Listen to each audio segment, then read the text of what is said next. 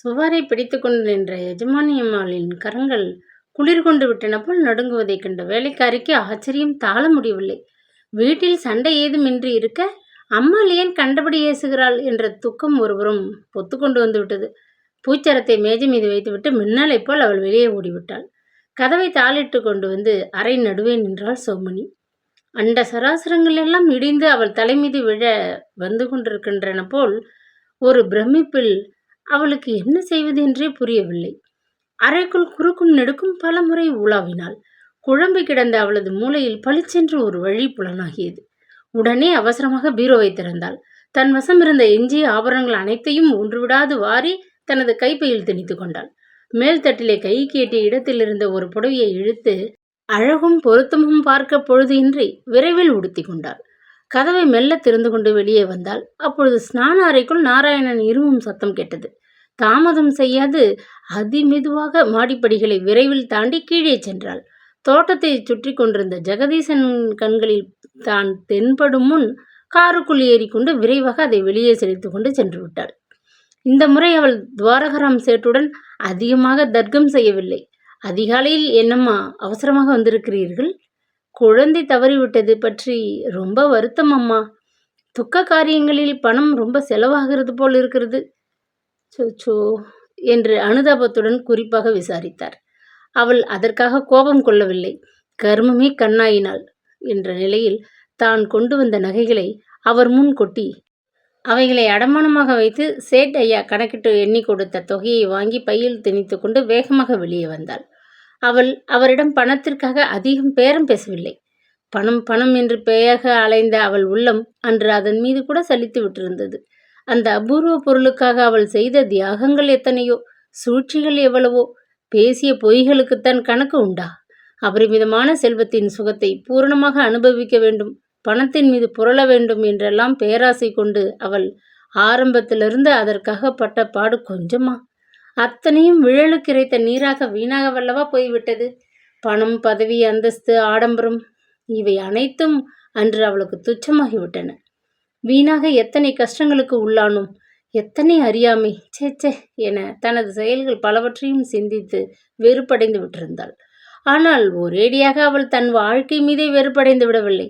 பயம், கவலை, துன்பம் இத்தனைக்கும் நடுவிலும் அவள் ஒன்றே ஒன்றை மட்டும் மிகவும் நேசித்தாள், விரும்பினாள். ஆமாம், தன்னுடைய அருமையான உயிரை அவள் மிக மிக விரும்பினாள். பரந்த இந்த உலகத்திலே எங்கேயாவது ஒரு மூலையில் நிம்மதியாக யாருக்கும் தெரியாமல் மறைந்து இருந்து கொண்டு நீண்ட காலம் வாழ அவளுக்கு வழி இல்லையா? அல்லது வகைதான் இல்லாது போய்விடுமா? ஒரு பொட்டலம் தலைவலி மாத்திரைகளை வாங்கி கொண்டு மருந்து கடையிலிருந்து வெளியே வந்தாள். காரின் கதவை திறந்து கொண்டு உள்ளே உட்காரும் முன் தலையை நிமிர்த்தி தெருவை பார்த்தவள் அப்படியே நடுநடுங்கி ஸ்தம்பித்து நின்று விட்டாள். எதிர்ப்புறத்தில் மோட்டார் சைக்கிள் மீது சாய்ந்து கொண்டு நடைபாதை அருகே நின்று கொண்டிருந்த போலீஸ்காரன் ஒருவன் அவளையே உற்று பார்த்து கொண்டிருந்தான். சோமனியின் நெஞ்சு வெடித்து விடும் போல் துடிக்க தொடங்கியது. கரங்கள் பதறின. காரில் கதவை மெல்ல திறந்து கொண்டு உள்ளே உட்கார்ந்தாள்.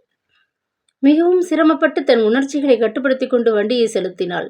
தெருவின் முனையை தாண்டி பெரிய ரஸ்தாவிற்குள் நுழைந்த பின்னர் தான் அவளுக்கு மூச்சு வந்தது. ச்சே, என்ன பிரமை என்று தன்னையே ஒரு முறை கடிந்து கொண்டு வீட்டை நோக்கி வண்டியை மேலே ஓட்டி கொண்டு சென்றாள். கொஞ்ச தூரம் கூட அவள் செல்லவில்லை. அதற்குள் பின்னாலிருந்து படபடவென்று ஓசை வந்தது. அரண்டு போய் காரின் கண்ணாடி வழியே நோக்கினாள். அதே போலீஸ்காரன் மோட்டார் சைக்கிள் மீது அவளை தொடர்ந்து வந்து கொண்டிருந்தான். பீதியில் குழம்பி போன சோமனிக்கு கண்முன் என்ன நடக்கிறது என்று கூட தெரியவில்லை. உயிர் உடலை விட்டு ஓடிவிட்டது போன்ற ஒரு பிரமையினால் உந்தப்பட்டு மெல்ல வண்டியை ஓட்டி கொண்டு போனாள். மிகவும் வேகமாக அவளை தாண்டி கொண்டு சென்ற மோட்டார் சைக்கிள் கொஞ்ச தூரம் சென்றதும் நின்றது. அதிலிருந்து இறங்கிய போலீஸ் ஜவான் கையை நீட்டி அமர்த்தினான். வேறு வழியின்றி சௌமினி காரை நிறுத்தினாள். உல்லாசமாக நடந்து காரின் அருகே வந்த போலீஸ் ஜவான் புன்முறுவலுடன் அவளையும் வண்டியையும் ஒருமுறை ஏற இறங்க உறுத்து பார்த்தான். தயவு செய்து தாங்கள் லைசன்ஸை காட்ட முடியுமா என்று குழைந்த குரலில் கேட்டாள்.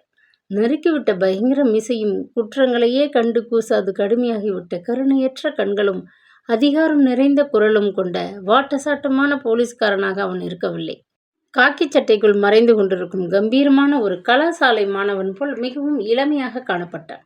அழகான ஒரு பெண்ணிடம் பேச நேரிட்டு விட்டதே என அஞ்சி விட்டவன் போல் சங்கோஜத்திலே அவன் முகம் சிவந்து விட்டிருந்தது. காரின் முன்னால் உள்ள சிறு அறைக்குள் கையை விட்டு லைசன்ஸ் புத்தகத்தை உருவி எடுத்து அவன் முன் அசட்டையாக நீட்டினாள் சௌமினி. அதிலிருந்து புகைப்படத்தையும் அவளையும் ஒரு முறை ஏற இறங்க பார்த்துவிட்டு, சௌமினி நாராயணன் என்ற பெயரை மந்திரம் போல் 3 முறை தனக்குள்ளே சொல்லிக் கொண்டான் அவன். அப்பொழுது உதட்டை கடித்துக்கொண்டு முகத்தை மறுபுறம் திருப்பிக் கொண்டாள் சௌமினி. மன்னிக்கவும், அநேக பெண்கள் இந்த ஊரில் இப்பொழுதெல்லாம் லைசன்ஸ் இல்லாமலே வண்டி ஓட்டத் தொடங்கி இருக்கிறார்கள். தங்களை வீணே நிறுத்திவிட்டேன் என்றான் பணிவான குரலில். சௌமினி அவன் பக்கம் திரும்பி ஏளனமாக முறுவலித்துவிட்டு புத்தகத்தை வாங்கி அசட்டையாக காருக்குள் போட்டாள்.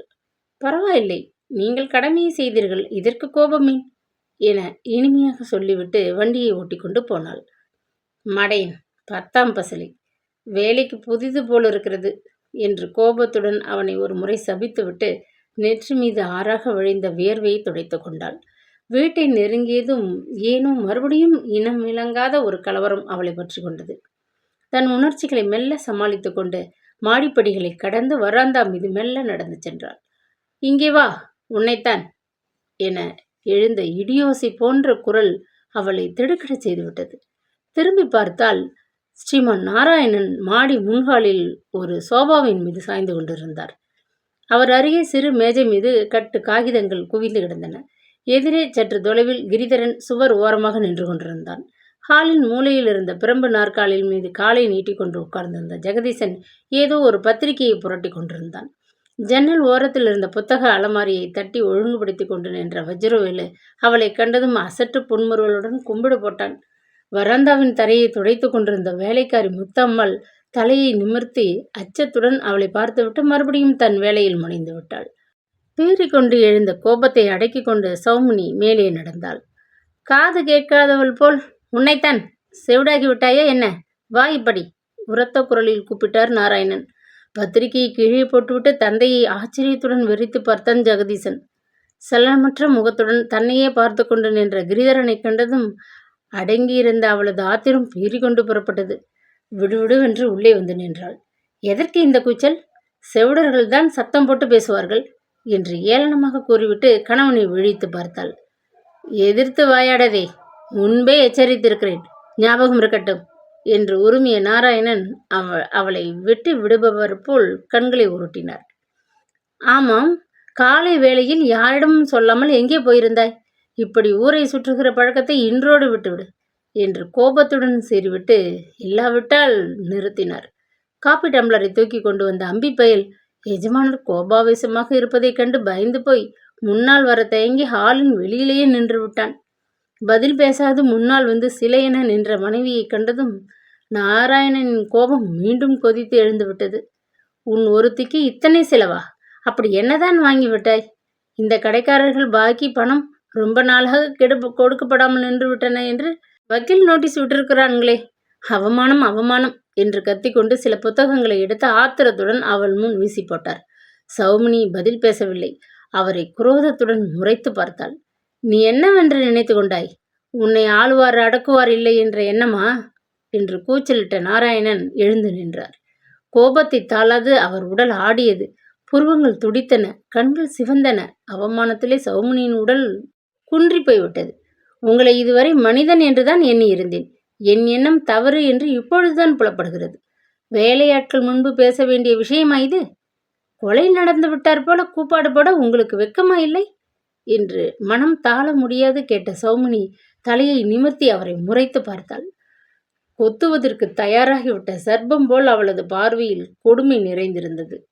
என்ன சொன்னாய் என்று கேட்ட நாராயணன் ஆக்ரோஷமாக கையை ஓங்கி கொண்டு முன்னால் பாய்ந்து விட்டார். சரேல் என்று ஓடி வந்த கிரிதரன் குறுக்கிட்டு தந்தையின் கரத்தை பற்றி கொண்டு, என்ன அப்பா இதெல்லாம், நன்றாகவா இருக்கிறது என்ற அடிக்குரலில் அவரை கடிந்து கொண்டு சமாதானப்படுத்த முயன்றான். ஆனால் இதற்குள் ஒரு சிறு விஷயம் வினாடி பொழுதில் நடந்துவிட்டது. சிங்கக்குட்டி போல் துள்ளிக்கொண்டு அருகில் வந்த ஜெகதீசன் மிருக பலத்துடன் ஒரு பிடியில் கிரிதரனை பிடித்த அப்பால் தூர தள்ளிவிட்டு தந்தை மீது பாய்ந்து விட்டான். கிழவா, என்ன சொன்னேன்? யாரு மற்ற அனாதை என்று என் சித்தியை அடிக்கவா கையை ஓங்குறாய்? உன் எலும்பை நொறுக்கி பல்லை உடைத்து உன்னை நசுக்கி பிழிந்து விடுவேன் என்று சீறிக்கொண்டு தன் இரு கரங்களையும் நீட்டி கிழவரின் கழுத்தை பிடித்து கொண்டு விட்டான். ஜெகதீசா, வேண்டாம் என்று சௌமினி அலறினாள். ஆனால் அவன் அதை கேட்கவில்லை. கண்கள் சிவந்து உதடுகள் துடிக்க உணர்ச்சி வசப்பட்டு போன அந்த இளைஞன் தன் இரு கரங்களாலும் பலமாக தந்தையின் கழுத்தை நெருக்கி அவரை சுவரின் மீது பலம் கொண்ட மட்டும் மொத்த தொடங்கிவிட்டான். கீழே விழுந்த கிரிதரன் உடனே சமாளித்துக் கொண்டு எழுந்து ஓடிவர இருவரும் கூடி ஜெகதீசனை பிடித்து அப்புறப்படுத்துவதற்குள் நாராயணன் தன் நினைவின்றி வேறற்ற மரமாக கீழே விழுந்து விட்டார். அவரது பின்மண்டை பிளந்து ரத்தம் ஆறாக வழிந்து தரை மீது பரவி ஓடத் தொடங்கியது. படுக்கை மீது நிமிர்ந்து உட்கார்ந்து கொண்டார் ஸ்ரீமான் நாராயணன். தலை மீது வைத்தியர் போட்டிருந்த கட்டு ஒரு பெரும் பாறாங்கல்லை போல் சுமையாகத்தான் இருந்தது. வீக்கமும் நோவும் குறைந்துவிட்ட போதிலும் அதிக இரத்தம் இழந்துவிட்டதனால் ஏற்பட்ட சோர்வு அவரை விட்டு நீங்கவில்லை. 2 தினங்கள் அசையாது படுத்திருந்து விட்டு சற்றென்று எழுந்து உட்கார்ந்ததனால் அவருக்கு மிகவும் ஆயாசமாக இருந்தது. சிரத்தையுடன் கிட்டா தயாரித்து அனுப்பிய இரவு சாப்பாட்டை எடுத்துக்கொண்டு அப்பொழுதுதான் மஞ்சுளா உள்ளே வந்தாள். போஜனத்தட்டை படுக்கை அருகில் இருந்த மேஜை மீது வைத்துவிட்டு மருந்து அலமாரியை சுத்தப்படுத்துவதில் முனைந்து விட்டாள். முத்துளி என பிரகாசித்த விளக்கு வெளிச்சத்திலே அவளையே சிறிது நேரம் பார்த்த வண்ணம் உட்கார்ந்திருந்தார் நாராயணன். வீட்டின் எஜமானர் என்று அவருக்கு வெகு மரியாதை காட்டிய அந்த பெண் அவர் முன்னால் அனாவசியமாக அடிக்கடி வந்து நின்றதில்லை. எனினும் இதற்கு முன்னர் அவளை பாராதவர் போல் பன்முறை பார்த்து அறிந்து கொண்டிருந்தார். அலங்காரமான ஆடை ஆபரணங்கள் ஏதும் இல்லாத போதிலும் எளிமையான தோற்றத்திலே உலவிய அந்த பெண்ணிடம் நிறைந்து நின்ற பரிபூர்ண பேரழகு அவரது எழில் மனைவியிடம் கூட இருந்ததில்லை. அந்த முகத்திலே படிந்து நின்ற சாந்தம், கண்களில் வீசிய கருணை, நடையில் காணப்பட்ட மென்மை, பேச்சிலே துணித்த மேன்மை இவையாவும் அவருக்கு மிகவும் புதுமையாக தான் தோன்றின. ஆனால் சில தினங்களாக அந்த பெண்ணின் தோற்றத்திலே ஒரு பெரும் மாறுதல் ஏற்பட்டு கொண்டு வருவதை அவர் உணர்ந்தார். ஆனால் அது என்ன என்றுதான் அவருக்கு விளங்கவில்லை. சந்திராவுக்கு இடைவிடாது பணி செய்ததனால் ஏற்பட்ட களைப்பு போலும் என எண்ணினார். தமது அருமை மகளுக்கு அத்தனை அன்புடன் பணிவிடை செய்த அந்த பெண்ணின் ஆரோக்கியத்திற்கு எவ்வித பங்கமும் ஏற்பட்டு விடக்கூடாது என்று வரை அவரது உள்ளம் மஞ்சுளா பால் மிகவும் கனிந்து விட்டிருந்தது. தங்கச் சிலை போல் தகதகவென்றிருந்த இந்த பெண்ணிற்கு என்ன வந்து விட்டது? காமாலை நோய் கண்டவள் போல காணப்படுகிறாளே என்று தனக்குள்ளே எண்ணியவராக பெருமூச்செறிந்தார். பிறகு மெல்ல சாப்பாட்டின் பக்கம் தமது சிருஷ்டியை திருப்பினார். தட்டில் இருந்த உணவுப் பொருட்கள் அவரது ரசனைக்கு உகந்தவைகளாக இருக்கவில்லை. வேப்பம்பூ ரசம், சாதம், சுட்ட அப்பளம். இந்த பயல் கிட்டா இதுதான் சமயம் என்று என் வயிற்றை காயப்படுகிறானே என்று இறைந்து சொல்லிவிட்டு வெள்ளி கிண்ணத்தை கையில் எடுத்துக்கொண்டார். லேசாக உதட்டின் மீது நெளிந்த புன்முறுவலுடன் மஞ்சுளா திரும்பி பாராது தன் வேலையிலேயே கருத்தாக இருந்தாள். வேண்டா விருப்பாக ரசசாதத்தை உண்டுவிட்டு பாத்திரத்தை கீழே வைத்தார். மேலும் என்னவெல்லாம் தட்டில் இருக்கின்றன என்று மறுபடி ஆராயத் தொடங்கினார். ஒரு வெள்ளி சொம்பில் கிட்டா பத்திரமாக எதையோ மூடி அனுப்பியிருந்தார். பாதாம் கீர் வேண்டுமென்று அம்பியிடம் சொல்லி அனுப்பியிருந்தேன், மறக்காமல் அனுப்பியிருக்கிறான் என்று தமக்குள்ளே பேசிய வண்ணம் மூடியை திறந்தார். அடச்சே, என்னமோ விளக்கெண்ணெய் போல் ஒரே நாற்றமாக இருக்கிறதே, இது என்ன? இதை எனக்கு அனுப்பியிருக்கிறான் மடையன் என்று கூறிவிட்டார். உதட்டை கடித்து கொண்டு சிரிப்பை அடக்கி கொண்டாள் மஞ்சுளா. அலமாரியை மூடிவிட்டு அருகில் வந்தாள். உங்களுக்குத்தான் கிட்ட அனுப்பியிருக்கிறார். உடம்பு வலி குறைய கண்டத்து பிளி கஷாயம் செய்து அனுப்பியிருக்கிறார் என்று மெல்லிய குரலில் கூறிவிட்டு செம்பை கையில் எடுத்துக்கொண்டாள். நாராயணன் வறட்சியாக நகைத்தார். சரிதான் போ, அவன் மருந்து கடையை என்கிட்டையும் அவிழ்க்க ஆரம்பித்து விட்டானா? இதை அவனிடமே கொடுத்து குடிக்க சொல். என் பிள்ளை முந்தா நாள் என்னை பரலோகத்திற்கே அனுப்ப பார்த்தான். இந்த இரும்பு சரீரம் அந்த அடி உதைக்கு எப்படியோ தப்பிவிட்டது. கிட்டாவுக்கு அதை காண பிடிக்கவில்லை போலிருக்கிறது. கஷாயம், லேகியம் என்று எதையோ அனுப்பி என்னை பேக் செய்ய பார்க்கிறானா என்ன? எனக்கு மருந்து மாயம் எதுவும் தேவையில்லை, நல்ல ஓய்வு தான் தேவை என்றார். பதில் பேசாது மஞ்சுளா கஷாயத்தை கொஞ்சம் ஒரு கண்ணாடி டம்ளரில் வார்த்தாள். இதை நீங்கள் சாப்பிட்டுத்தான் ஆக வேண்டும். நீங்கள் விரைவில் குணமடைய வேண்டும் என்பது இங்குள்ள எங்கள் அனைவரின் விருப்பம். மறுக்காதீர்கள் என்று மிருதுவாகவும் கண்டிப்பாகவும் சொல்லி அதை அவர் கரத்தில் வைத்தாள். உண்மையாகத்தான் சொல்கிறேன். இதை கொண்டு வைத்துவிட்டு ஃப்ரிட்ஜ் டோரை திறந்து குளிர்ந்த ஐஸ் தண்ணீர் ஒரு சொம்பு கொண்டு வந்தால் மிகவும் உபகாரமாக இருக்கும். நீ வேறு என்னை உபத்திரப்படுத்தாதே என்று அழுத்து கொண்டார் அவர். நீங்கள் குளிர்ச்சியான பொருள் ஏதும் இப்பொழுது சாப்பிடக்கூடாது, வைத்தியர் உத்தரவு. வேண்டுமானால் கொஞ்சம் சூடாக பால் எடுத்துக்கொண்டு வருகிறேன் என்றாள் அவள் உரிமை பாராட்டும் கண்டிப்புடன். பதிலுக்கு நாராயணன் மீண்டும் சிரித்தார். சரிதான் போ, நீயும் வேறு வைத்தியம் செய்ய ஆரம்பித்து விட்டாயா? இனி எனக்கு ஒரு குறையும் இல்லை என்று கூறிவிட்டு கஷாயத்தை ஒரே வாயில் குடித்து முடித்தார். இந்த ஒரு தடவை உன் பேச்சை கேட்டுவிட்டேன். மீண்டும் ஒரு முறை சாப்பிடச் சொல்லி என்னை வற்புறுத்தாதே. உனக்கு கோடி புண்ணியம் என்று கேலியாக கூறிவிட்டு படுக்கை மீது அலுப்புடன் சாய்ந்து கொண்டார். மஞ்சுளா மேலே பேசவில்லை. அறையில் கிடந்த அழுக்கு துவாலை, காலியான பாத்திரங்கள் முதலியவற்றை விரைவாக சேகரித்து கொண்டிருந்தாள். இதற்கு முன்னர் அவள் அந்த வீட்டின் எஜமானரிடம் பேசியவளே அல்ல. எதிரில் வந்து நிற்கக்கூட பெரும் அச்சம் கொண்டிருந்தாள். சந்தர்ப்பத்தின் பயனாக 2 தினங்களாக அவர் அருகில் இருந்து கருத்துடன் பணிவிடை செய்ய வேண்டிய பொறுப்பு ஏற்பட்டுவிட்டிருந்தது. பெரியவர் தன்னிடம் சகஜமாக பேசியதை அவள் உணராமல் இல்லை. ஆனால் மரியாதையை விட்டு அவருக்கு சமமாக பேசி சிரித்து கொண்டிருக்க அவள் மனம் ஒப்பவில்லை. எனவே அவள் தன் பதில்களை மிகவும் சுருக்கமாகவே சொல்லி வந்தாள். தூங்குங்கள், நேரமாகிவிட்டது. கீழே எனக்கு கொஞ்சம் காரியங்கள் இருக்கின்றன என்று கூறிவிட்டு தட்டை தூக்கி கொண்டு கிளம்பினாள்.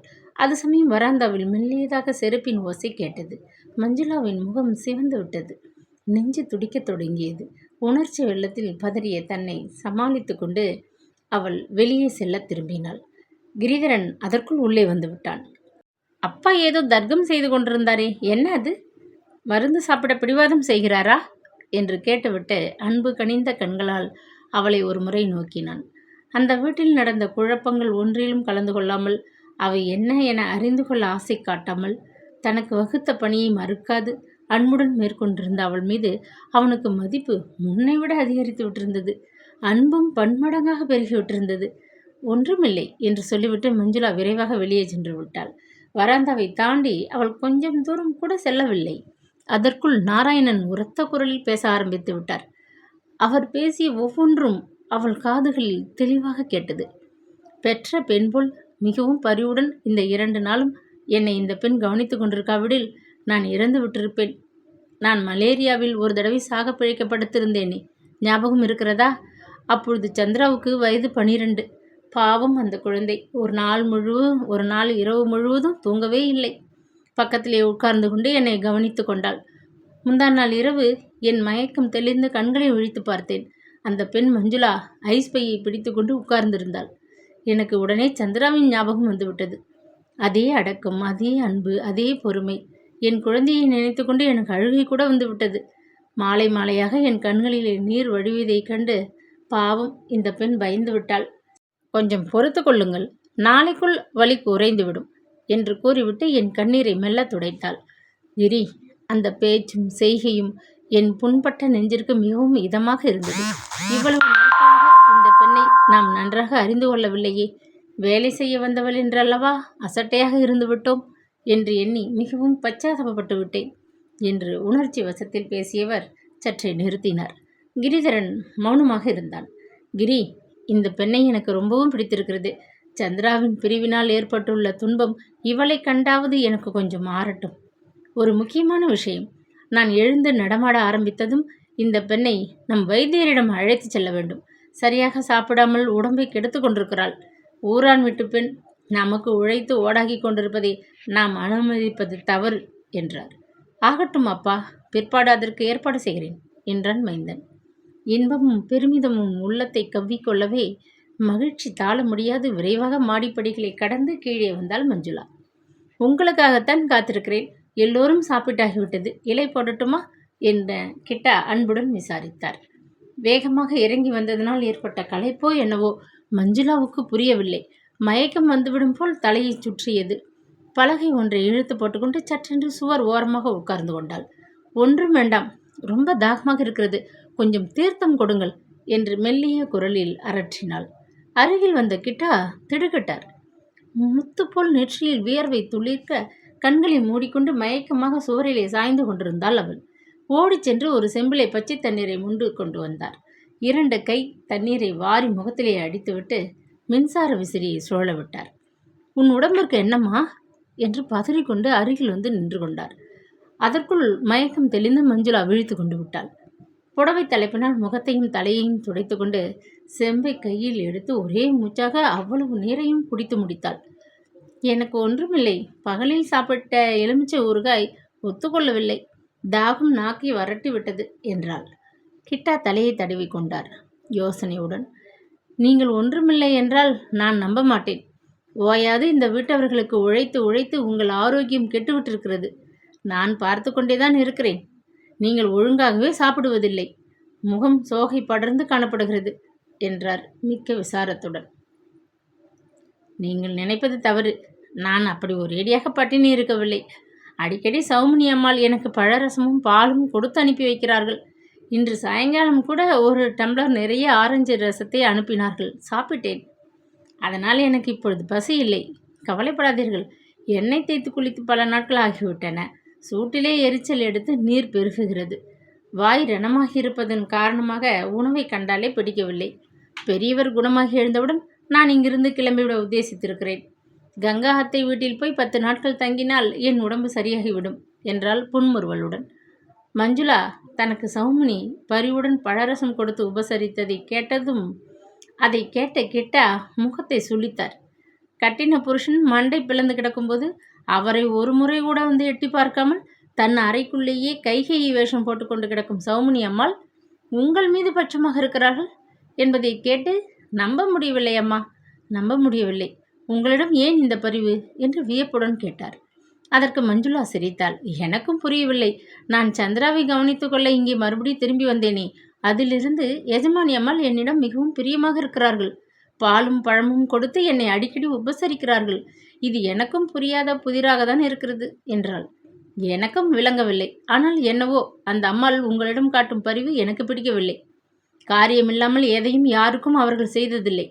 எனக்கு மொத்தத்திலே ஒன்றுமே பிடிக்கவில்லை. என்னதான் புருஷன் மனைவி சண்டை என்றாலும் ஆபத்து ஏற்படும் பொழுது கடமையிலிருந்து தவறலாமா?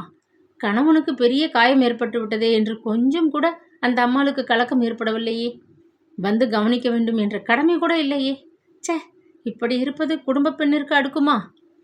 அந்த பிள்ளை என்னதான் சிறிய தாய் மீது பாசம் கொண்டிருந்தாலும் இப்படி பெற்ற தகப்பனை குற்றுயிராக போகும்படியா தாக்குவான்?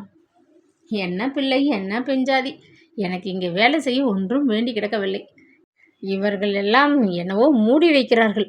அந்த பிள்ளை ஜெகதீசனுக்கு சித்தம் சரியாக இருப்பதாக எனக்கு தோன்றவில்லை. சந்திரா அம்மாவுக்காக காத்திருந்தேன். இனி நீடித்து இங்கே நான் எதற்காக இருக்க வேண்டும்? 2 நாளா என் மனசு ஒன்றுமே சரியில்லையம்மா என்றார் மிகவும் வருத்தத்துடன், ஆயாசப்பட்டு கொண்டு. அவர் ஆயாசம் சற்று குறைந்ததும் மஞ்சுளா எழுந்து, நீங்கள் இங்கே எவ்வளவு காலம் வேண்டுமானாலும் தங்கலாம். தற்சமயம் உங்கள் சேவை இந்த வீட்டவர்களுக்கு மிகவும் தேவை. நீங்கள் விரும்பினாலும் அவர்கள் போக விட மாட்டார்கள்.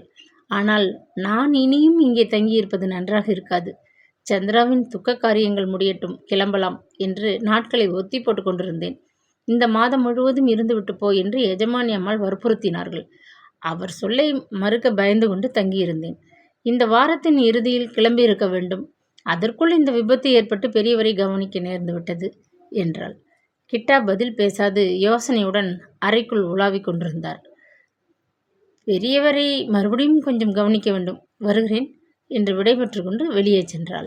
கீழே முன் ஹாலில் அவள் வரவிற்காக காத்திருப்பவன் போல கிரிதரன் நின்று கொண்டிருந்தான். அப்பாவுக்கு தூக்கம் வந்துவிட்டது. அதிகம் பேசி அவருக்கு அலுப்பு கொடுக்க வேண்டாம் என்று நான் வந்துவிட்டேன். நீங்கள் இதுவரை அவரை நன்றாக கவனித்து கொண்டீர்கள். மிக்க நன்றி. இன்று இரவு மட்டும் கொஞ்சம் பார்த்து கொண்டால் போதும். நாளைக்கு வைத்தியர் சுந்தரேசன் யாராவது ஒரு நர்ஸை ஏற்பாடு செய்வதாக வாக்களித்திருக்கிறார். உங்களுக்கு ஓய்வு அவசியம் என்று அப்பா கூட அபிப்பிராயப்படுகிறார் என்றான் குழைவான குரலில். கிரிதரனின் அன்பு நிறைந்த கண்களை அவள் கண்கள் வெகு நேரம் சந்திக்கவில்லை. முகத்தை தாழ்த்தி கொண்டாள் மஞ்சுளா. தன்பால் அவன் காட்டிய அக்கறை அவளை இன்ப வெள்ளத்தில் ஆழ்த்தியது. எனக்கு அப்படி ஒன்றும் சிரமமாக இருக்கவில்லை, கவலைப்படாதீர்கள் என்றாள் மெதுவாக. கிரிதரன் சுற்றுமுற்றும் பார்த்துவிட்டு தாழ்வான குரலில் பேசலுற்றான். உங்களிடம் முக்கியமாக ஒன்று சொல்லவே காத்திருந்தேன். ஜெகதீசன் மயக்கம் தெளிந்து குணமாகிவிட்டான். அவனை இங்கே இனி வைத்திருப்பது ரொம்ப தவறு என்று எங்கள் வைத்தியர் அபிப்பிராயப்படுகிறார். நாளைக்கு நானும் சிந்தாமணியும் ஜெகதீசனை அழைத்து கொண்டு சென்னைக்கு புறப்பட வேண்டும். மறுபடி அவனை தயானந்தர் சிகிச்சை சாலையில் கொஞ்ச காலம் வைத்திருக்கப் போகிறோம். அவனை அங்கு கொண்டு சேர்க்கும் வரை அதிக பேச்சு கொடுத்து அவனது மூர்க்க உணர்ச்சிகளை தூண்ட வேண்டாம் என்று வைத்தியர் உத்தரவிட்டிருக்கிறார். நீங்கள் எதற்கும் கொஞ்சம் ஜாக்கிரதையாகவே இருங்கள். அதனால் உட்புறம் பூட்டி கொண்டு விடுங்கள். நான் அப்படி ஒன்றும் ஆழ்ந்து தூங்குகிறவன் அல்ல. சிறிது சப்தம் கேட்டாலும் விழித்து கொண்டு விடுவேன். மறுபடியும் அவன் அப்பாவை தாக்காது இன்று இரவு மட்டும் காப்பாற்றி விட்டால் போதும் என்றான் தடுமாற்றத்துடன். உங்கள் கவலை எனக்கு புரிகிறது. விசாரப்படாதீர்கள். நான் கண் கொட்டாமல் விழித்திருந்து பார்த்து கொள்கிறேன் என்றாள் மஞ்சுளா உறுதியாக. யாரோ நடந்து வரும் ஓசை கேட்கவே இருவரும் அதற்கு மேல் பேசிக் கொண்டிருக்க பிரியப்படவில்லை. வருகிறேன் என்று தலையாட்டிவிட்டு விரைந்து மாடிப்பக்கம் சென்று விட்டாள் மஞ்சுளா. கிரிதரனின் உத்தரவுப்படியே கதவை உள்ளே பூட்டிக்கொண்டு படுக்கை அருகே சாய்வு நாற்காலியை இழுத்து போட்டுக்கொண்டு அமர்ந்தாள். மெல்லியதாக குரட்டை விட்டுக்கொண்டு நாராயணன் தூங்கிக் கொண்டிருந்தார். மேஜை மேலிருந்த விடிவிளக்கு மட்டும் எரிந்து கொண்டிருந்தது. ஏதாவது படிக்கலாம் என எண்ணி வார பத்திரிகை ஒன்றை மெல்ல புரட்டினாள். வெளிச்சத்தை காண கூசிய கண்களிலிருந்து நீர் பெருகத் தொடங்கியவ அலுப்புடன் அதை மூடி வைத்துவிட்டு நாற்காலியில் நன்றாக சாய்ந்து கொண்டு சிந்தனை உலகிலே உலாவத் தொடங்கினாள். வெளி ஹாலில் இருந்த கடிகாரம் ஒரு முறை அடித்து ஓய்ந்தது. இன்னும் கொஞ்ச நேரத்தில் மணி 2 ஆகிவிடும். பிறகு 3, அதற்கு பின்னர் கீழ்வானம் வெளுத்துவிடும் என்று யோசித்த வண்ணம் கண்களை மூடிக்கொண்டாள். களைப்பு தாழ முடியாது அப்படியே மெல்ல உறங்கத் தொடங்கிவிட்டாள். பூனை நகங்களில் பிராண்டுவது போல் மெல்லியதாக ஒரு ஓசை கேட்கவே திடுக்கிட்டு விழித்து கொண்டு எழுந்து உட்கார்ந்தாள். அப்பொழுது நாராயணன் ஒரு முறை படுக்கையிலே புரண்டு படுத்தார். கண்களை துடைத்து கொண்டு சோம்பலை உதறிவிட்டு எழுந்து நின்றாள். கிரீச்சென்று ஏதோ ஓசை கேட்கவே திடுக்கிட்டு போய் திரும்பி பார்த்தாள். அவள் நெஞ்சு பயத்திலே உறைந்து விட்டது. நான் உலர்ந்து பேச திறமையின்றி அப்படியே சிலை போல் நின்று விட்டாள். சாத்தியிருந்த ஸ்நான அறையின் கதவை திறந்து கொண்டு உள்ளே வந்து நின்றான் ஜெகதீசன். அவன் முகம் பார்க்க மிகவும் பயங்கரமாக இருந்தது. ஏதோ விபரீதம் ஏற்பட போகிறது என அவளது உள்ளுணர்வு எச்சரிக்கவே பயத்தில் மஞ்சுளா நடுநடுங்கி போய்விட்டாள். கைகளை பிசைந்து கொண்டு நகருவதற்கு சக்தியின்றி அவனையே பார்த்த வண்ணம் சிலை என நின்று கொண்டிருந்தாள். கூச்சலிட்டால் கொன்று விடுவேன், வாயை திறக்காதே என்று அடிக்குரலில் சீறிய ஜெகதீசன் ஒரே எட்டில் அவளை அணுகினான். சொன்னதை கேட்டுக்கொண்டு என்னுடன் வந்துவிடு. முரட்டத்தனம் செய்தால் உனக்குத்தான் கஷ்டம். கீழே கார் தயாராக இருக்கிறது. இங்கிருந்து நாம் ஓடிப்போய் விடுவோம். நமக்காக செல்வம், இன்ப வாழ்வு இரண்டுமே காத்திருக்கின்றன. தடை செய்யாதே, வா என்று கூறிவிட்டு அவள் கரத்தை பற்ற தாவினான். ஒரே துள்ளலில் படுக்கையின் பின்னால் போய் நின்று கொண்டாள் மஞ்சுளா. அவள் உடல் முழுவதும் வியர்வை ஆறாக வழிந்து ஓடியது. இன்னமும் அவளால் பயத்தில் பேச முடியவில்லை. அரண்டு விட்ட மான் போல் மிரட்சியுடன் சுற்றுமுற்றும் பார்த்தாள். உள்ளே கதவை பூட்டிக்கொண்டால் இங்கே வரவே வழி இல்லையா? சித்தியுடைய அறைக்கும் இந்த அறைக்கும் பொதுவாக உள்ளது ஒரு ஸ்நான அறை. நீ இப்படி செய்வாய் என எதிர்பார்த்தே நான் அந்த வழியாக வந்தேன். உன்னை இனி விடமாட்டேன். நீ எனக்கு உரியவள் தெரியுமா என்று தாழ்ந்த குரலில் உரிமைய வண்ணம் பாய்ந்து அவளை பற்றி கொண்டான் ஜெகதீசன். வியர்த்து போன மஞ்சுளா திடீரென்று வாயை திறந்து காப்பாற்றுங்கள், ஐயோ என்னை காப்பாற்றுங்கள் என்று உரத்த குரலில் கிரீச்சிட்டு அலறினாள்.